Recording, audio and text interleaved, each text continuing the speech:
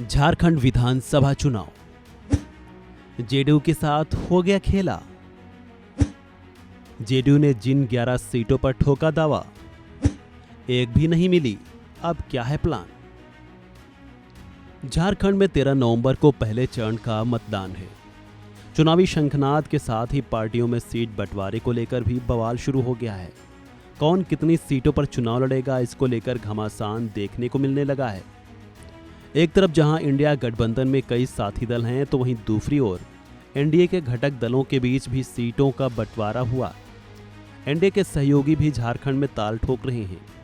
बताया जा रहा है कि जेडीयू ने एनडीए गठबंधन के तहत जिन 11 सीटों पर अपना दावा ठोका था, उनमें से एक भी सीट जेडीयू को नहीं मिली है।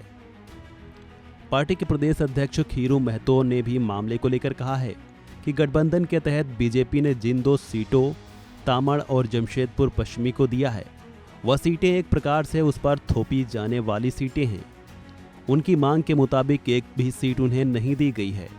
सीटों के मामले को लेकर अब आगे बताया जा रहा है कि खीरू महतो सीटें बढ़ाने को लेकर लगातार दिल्ली में बने हुए थे, लेकिन उनकी बात नहीं बनी।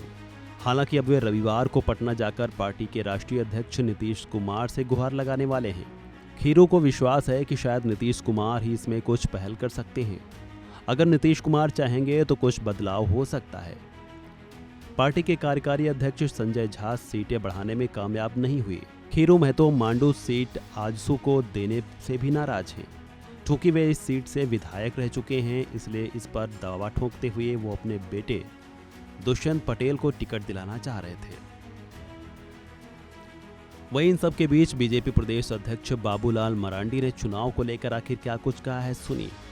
बिल्कुल इस बार झारखंड में परिवर्तन होगा और बीजेपी के नेतृत्व में झारखंड में सरकार बनेगी।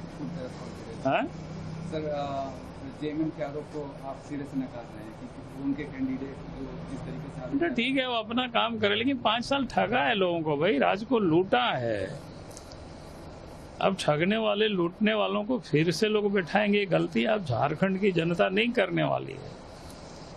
क्या इन लोगों ने कुछ भी नहीं छोड़ा? बालू को नहीं छोड़ा, पत्थर को नहीं छोड़ा, कोयला को नहीं छोड़ा, जमीन को नहीं छोड़ा, चाहे आदिवासी का जमीन हो, चाहे सेना का जमीन हो, सब कुछ ये लोगों ने लूटा।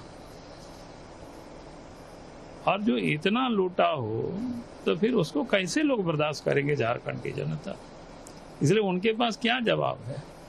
भ्रष्टाचार इस कदर है जो सरकारी दफ्तर भी वसूली का जरिया बन गया था। चाहे थाना हो, चाहे ब्लॉक हो या अंचल हो, बिना पैसा से कोई काम होता ही नहीं था।